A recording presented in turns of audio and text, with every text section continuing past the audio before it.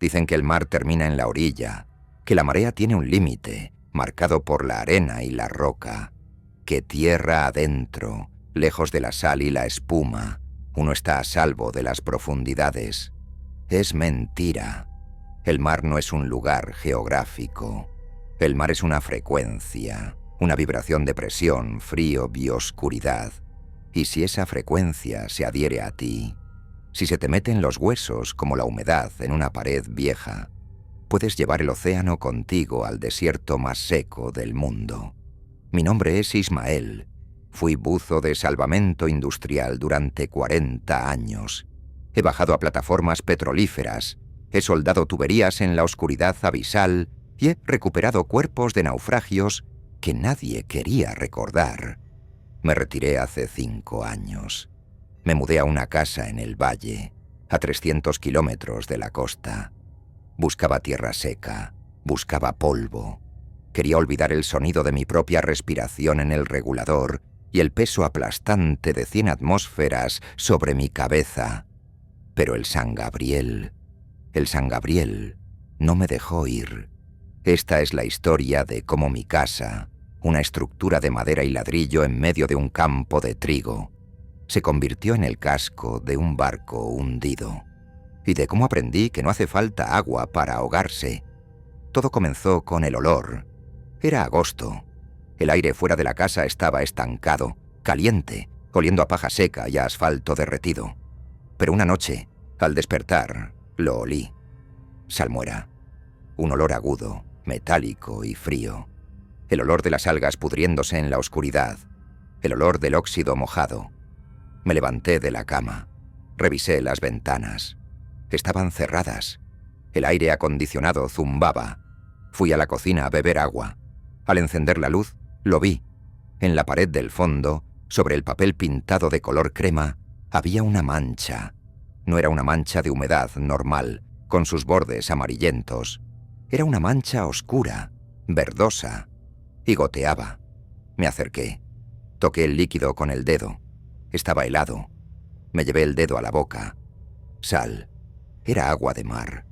Agua de mar brotando de una pared de yeso a 300 kilómetros del océano.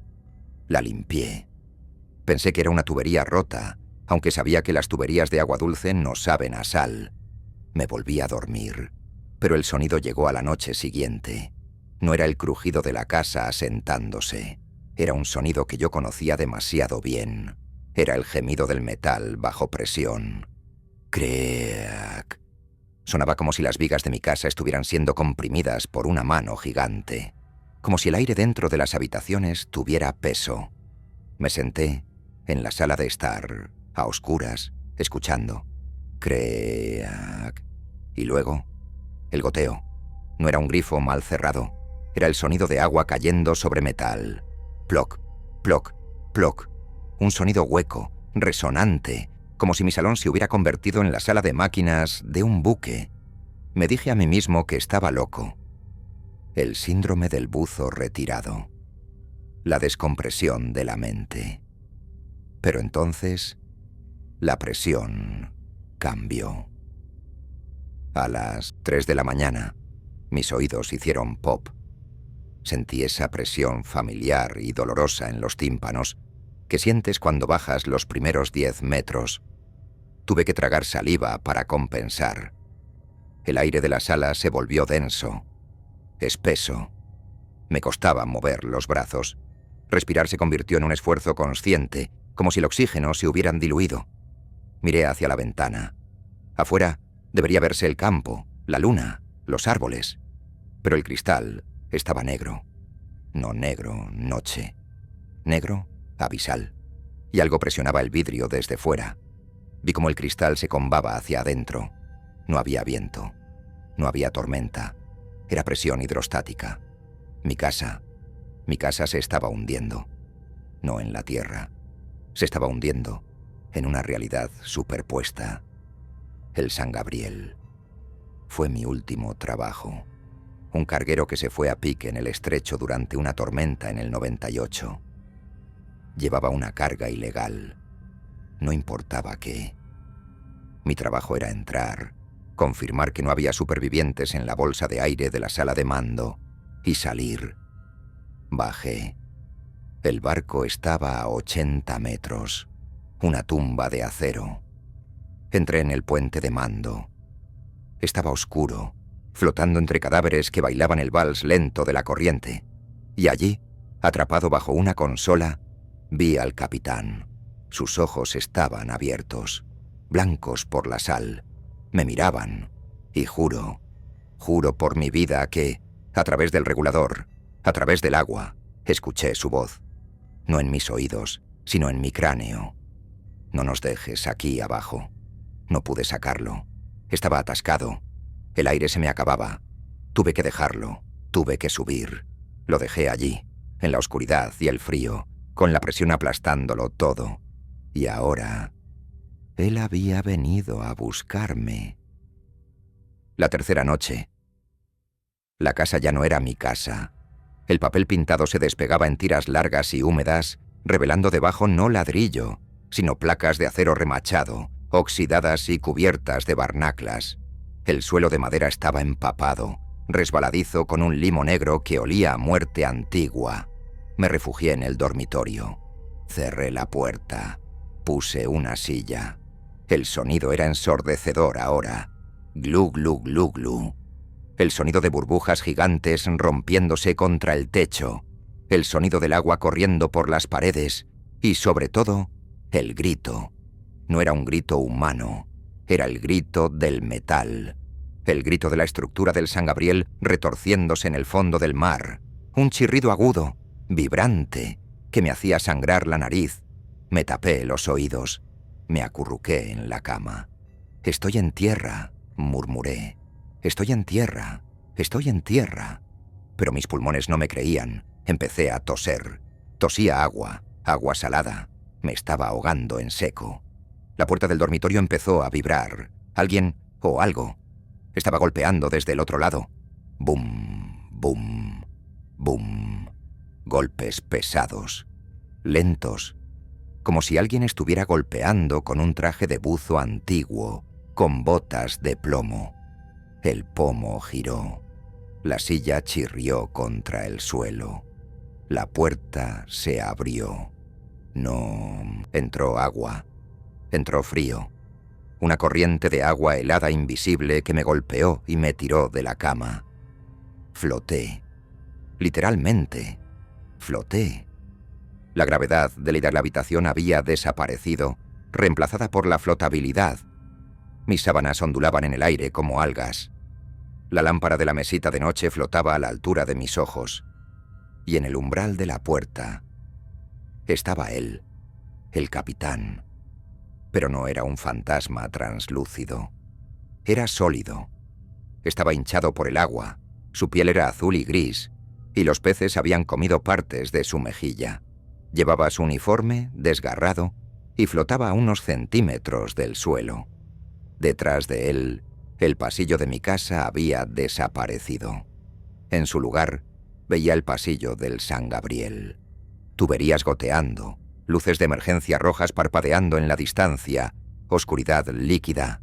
El capitán abrió la boca. No salieron burbujas. Salió una voz gorgoteante, húmeda, pesada. «Teníamos un trato, Ismael». «No había ningún trato», grité, mi voz sonando distorsionada, como bajo el agua. «No podía sacarte». «No te pedí que me sacaras», dijo el capitán, flotando hacia mí. «Te pedí que no nos dejaras solos.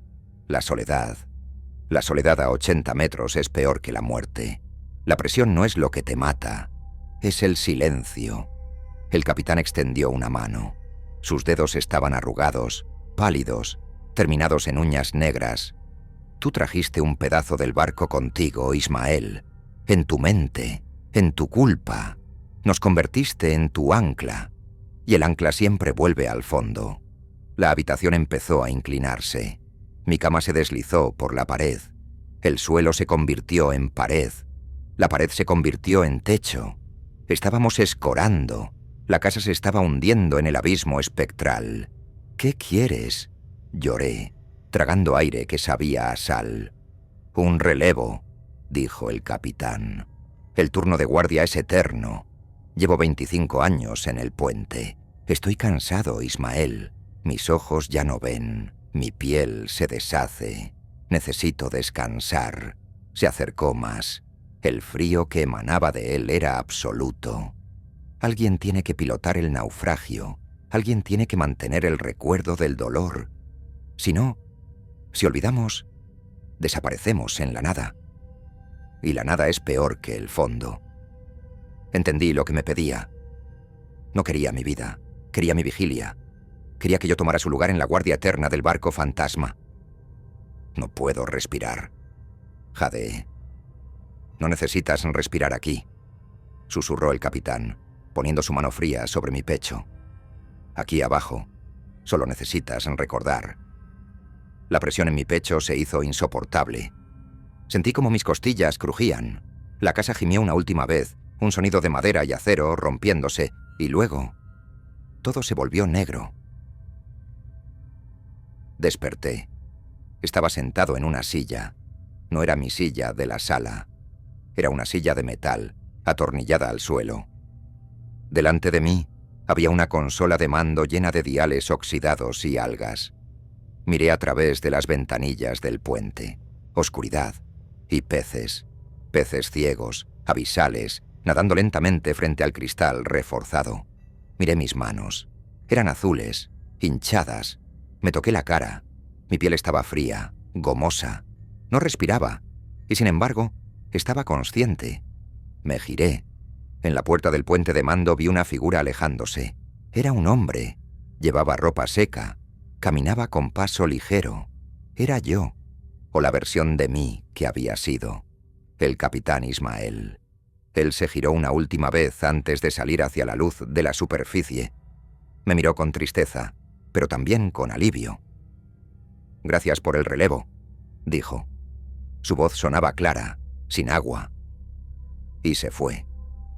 Desapareció subiendo una escalera que llevaba a un mundo de sol y aire seco. Me quedé solo. En el silencio aplastante de las 80 brazas, miro el radar. Sigue funcionando, aunque no tiene electricidad. Un punto verde parpadea en la pantalla.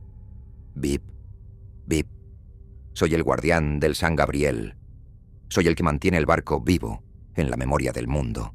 Y a veces siento que alguien piensa en mí. Siento la conexión. Un buzo, tal vez. O alguien que lee sobre el naufragio en un libro viejo.